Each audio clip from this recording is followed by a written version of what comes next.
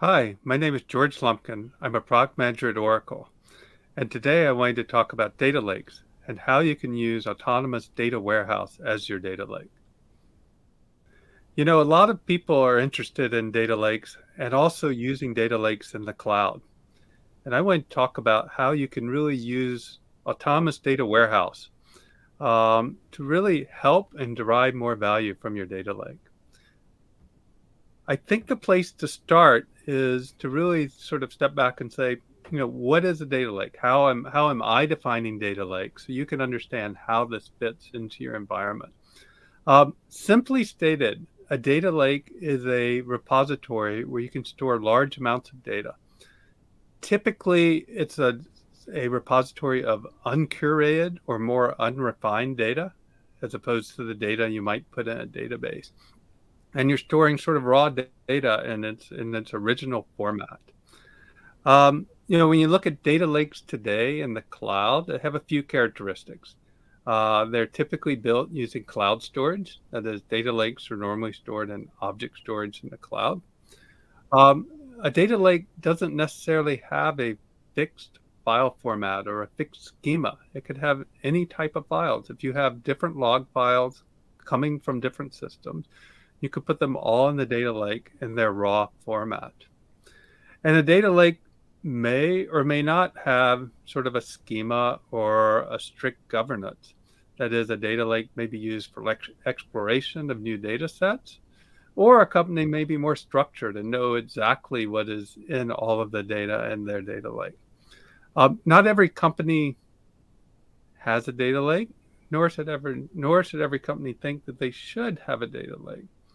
But if you have an environment where you have huge volumes of data being generated and you want to store that data for analysis, a lot of times the data lake makes sense. And, when we talk about, the business problem facing a data lake, it's great. You can store large volumes of data. But what the business really wants is to do analysis over that data. And so the real end goal here is, how do we use all of our data, the data in the data lake, the data in the data warehouse, the data in all different source databases? How do we use that to drive innovation and to drive business value? Uh, and the way we do that is what enters here is what Oracle is referring to as the data lakehouse. That is, being able to use autonomous data warehouse to combine the data that you're storing in your data warehouse with the data in your data lake. And a data lakehouse sort of combines the best of both of these worlds. Get the value from your data warehouse and the data lake at the same time. It allows you to integrate data from the data warehouse and data lake. So you sort of have one source or one single source of truth, one way to access all of your corporate analytic data. And you're also eliminating data silos. You're eliminating opportunities for confusion between analysis of different types of data. You're eliminating the different number of places you have to manage and the cost of sort of managing this infrastructure. So you should really think of the data lakehouse as being the blending of the data lake and the data warehouse. And what we set out to do with our autonomous data warehouse cloud service is we built features to support the data lakehouse, to support the lakehouse use case that I just described. So with an autonomous data warehouse, you can understand what data is available in the lakehouse. Once you understand that data, you can efficiently query and analyze the data in the lakehouse. And then you can blend data across the data lake and the data warehouse, right? And I wanted to sort of drill down just kind of a hint of the technologies around supporting each of these three features. There's a lot more information, of course, in our tutorials and in our documentations and blog. But I just wanted to give you a flavor, because a lot of people think of autonomous data warehouse as being their data warehouse. They have to load all their data into the warehouse, and that is the boundary of analysis that they're going to be doing with their corporate data. And that's not true. And what I want everyone to recognize here is you can use your autonomous data warehouse to access data anywhere really throughout the cloud. So let's start with just some basic things, right? First of all, if you have created a data lake or you just have files sitting in the object store, it's very easy within Autonomous Data Warehouse to create what we call an external table. So in other words, create a table within your data warehouse that is viewing the data stored outside the data warehouse in the data lake. And Autonomous Data Warehouse supports all of sort of the common file formats that you see in a data lake, right? It supports, Parquet files, ORC files, Avro, JSON, as well as sort of the standard CSV and other text data type. So it's very easy to set up your Autonomous Data Warehouse to view the data that you have sitting in the data lake. And we do a lot of optimizations on top of the data that you might have in the data lake. For example, if you had stored a Parquet file in the data lake, we can read that Parquet file and understand what the column name should be. We also have, as I'm showing on this slide, the ability to infer data partitioning from the data lake. Maybe you have multiple files in your data lake corresponding to a single data set, right? You're generating a new file every day, a new file every hour. And in many cases, you may have created a special directory structure as you are loading those files into the data lake. And within Oracle Autonomous Data Warehouse, it will recognize these directory structures, recognize that it should create a partition table. So you could have one partition per day in this example. And so this is really supporting all of the typical directory structures that we find in a data lake in a very seamless fashion. Right? Now, the examples I just showed are a bit for people, developers, data engineers who are comfortable dealing with SQL, who like working with code. But we also have UIs to make it very simple to bring data from the data lake into Autonomous Data Warehouse, right? We have an ability to sort of drag and drop files from the object store. So we have an object store browser and just drag and drop files into your Autonomous Data Warehouse. So it's trivial just to bring data into your Autonomous Data Warehouse. And once you've done that, you kind of move to the next step. So now you defined a set of tables inside your data warehouse that's a view of the data that's stored in your data lake. And now you can efficiently analyze all that data from the data lake. And the first thing is, obviously, you're going to be using SQL to analyze that data.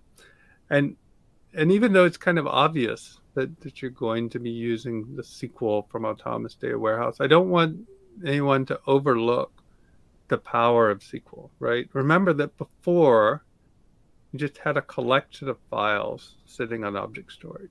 And if you want to do analysis against those files, you could write your own Spark programs. You could use some open source based cloud services. And you're going to have a tough time sort of providing the breadth of analytic capabilities that Oracle SQL provides, right? Within the Oracle database, we have, 30 years of adding new functions and extensions to SQL. We have all of the core SQL standard syntax fully supported, but we also have built-in machine learning and data mining. We have built-in spatial capabilities. We have built-in graph capabilities. We have built-in statistical capabilities. And all of this is available for you to do analysis over your data lake data when you're using Autonomous Data Warehouse. So you have the full power of SQL. And if you have data warehouse developers who are familiar with SQL, they're not learning a new language or a new environment. they're using their standard SQL environment, using their standard SQL development tools to work with the data lake. Um, we also have invested a lot in improving the performance of these queries running SQL from the Autonomous Data Warehouse against files sitting in the data lake. So we have optimized query performance. For example, if you have put Parquet files in your data lake, well, we're going to recognize, the built-in file structure of Parquet, the columnar splits and so forth. And we're going to leverage the Parquet file structure and scan that data and optimize that data in the most efficient fashions, right? If you created the partition tables that I described before, we're going to have partition pruning to improve your query performance. And we're doing all of this access of the data lake in parallel in a scalable fashion and leveraging Autonomous Data Warehouse's auto-scaling capabilities so that as your workload increases, we're giving you more and more CPU power to be able to run your queries. The other thing that I want to quickly point out on this slide is, we view Autonomous Data Warehouse that people would build the data lake often in OCI. But we recognize that lots of enterprises are in a multi-cloud environment.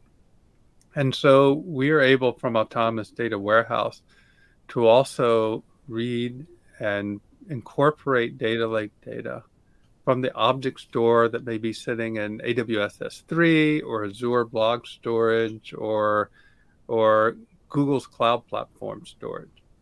So we can access all of those much the same way that we access the OCI object storage. Sort of the third benefit that you get is not simply looking at the data that's stored in your data lake, but being able to blend analysis between the data lake and the data warehouse, right? You're just running SQL queries. You can join data in your data warehouse. For example, you might have your standard customer tables in your data warehouse, and you may be looking at detail, weblog, or other interaction data from your data lake. And you can very easily join those two tables together and correlate the information across your data lake and your data warehouse. This is really the value that customers are looking to get when they talk about a lakehouse, right? It's merging the data lake and the data warehouse into a seamless whole. But you get a lot more as well because now you're using Oracle SQL to access the data lakehouse. All of your data warehouse-based tools and data warehouse-based applications are now accessing the data lakehouse accessing data from the data lake transparently. They don't have to do any special coding to access this data that's in the data lake. It just appears as a extension of the data warehouse, just extra tables. The other thing that we get with this lakehouse model is we can also not only leverage the full power of SQL within the Oracle Autonomous Data Warehouse, but we can also leverage the security provided by Autonomous Data Warehouse. And you can apply the same security models, things like data masking and row-level security, on top of the data that is coming from the data lakehouse. So we're adding broader analytics, we're adding more security to your data lake when you're using a data lakehouse built on Autonomous Data Warehouse. So that was just sort of the basics of the type of functionality that we are providing in Autonomous Data Warehouse. That was just, sort of the features. I want to just talk for a couple of minutes about the typical use cases of a data lakehouse. And just so everyone sort of understands, how might this fit in my environment?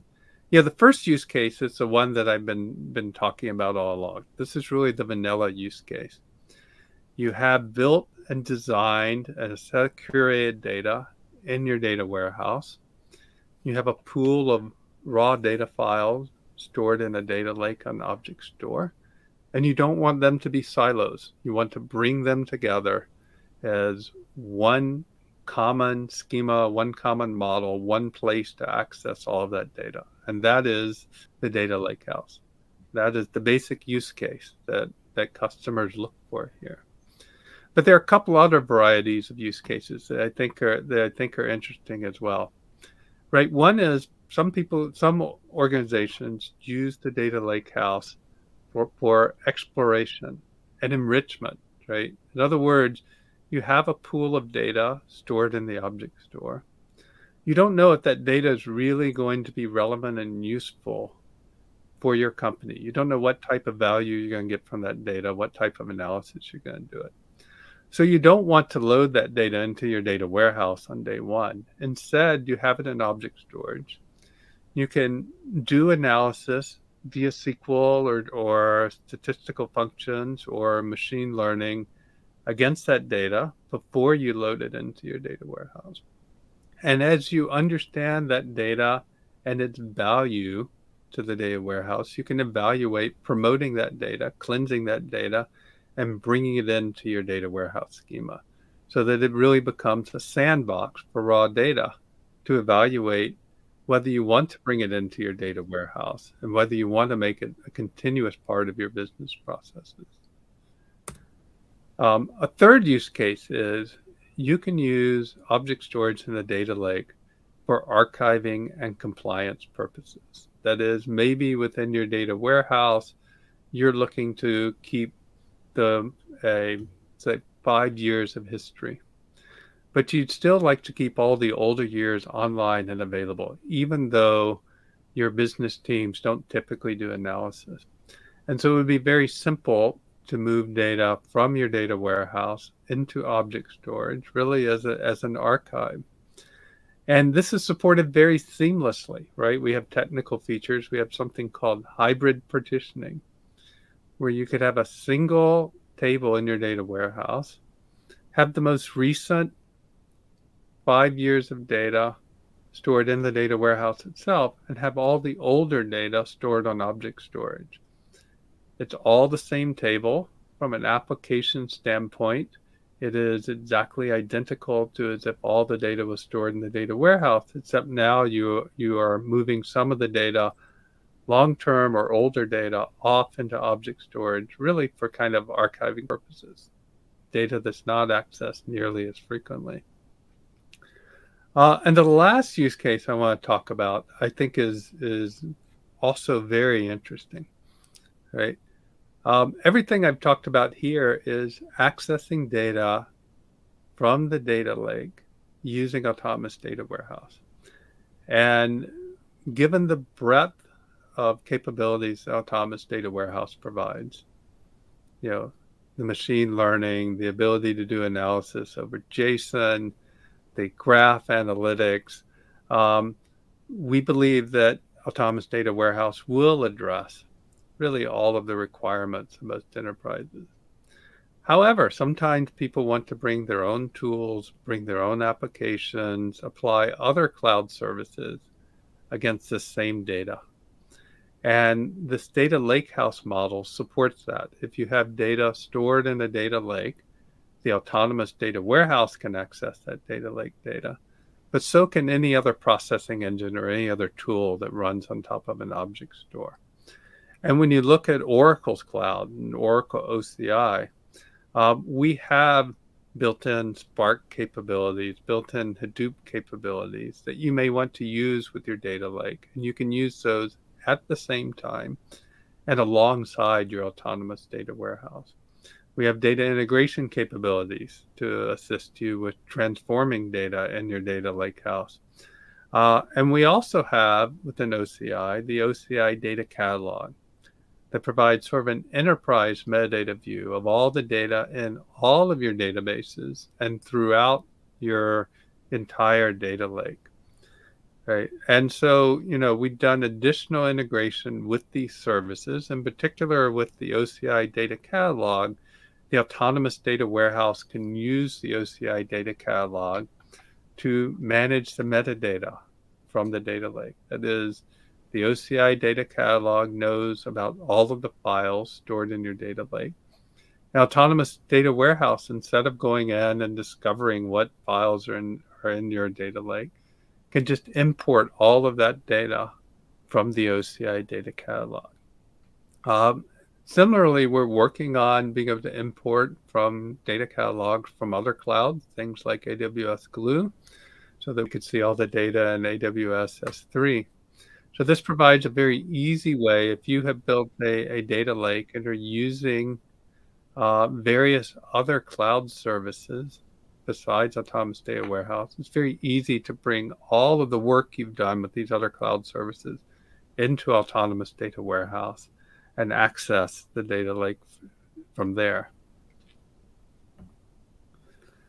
So that was kind of a whirlwind tour of what Autonomous Data Warehouse provides. And I hope that what you walk away from this is you understand that you can build a data lakehouse using Autonomous Data Warehouse today. You can extend that data lakehouse using other services. And I think the key things to realize is don't think of Autonomous Data Warehouse just as a database. With Autonomous Data Warehouse, you can access any type of data, JSON files, Parquet files, Avro files, anywhere that data is stored, whether it's in Oracle Cloud or in AWS or Azure, right? You can analyze that data really any way you need to, right? That we provide all of the analytic capabilities, not just SQL, but extended analytic capabilities that you can now run across your data lake data. And we do this in a scalable and performant fashion with high performance queries, highly parallel, highly scalable operations, because we realize that you're going to have large volumes of data in the data lake. So I hope that for many of you, this helps you understand the role that Autonomous Data Warehouse can play in your overall IT architecture and infrastructure. Thank you very much for listening today. We have plenty of information that's available about using Autonomous Data Warehouse on oracle.com, within our blogs, and within our hands-on tutorials, which we call live labs.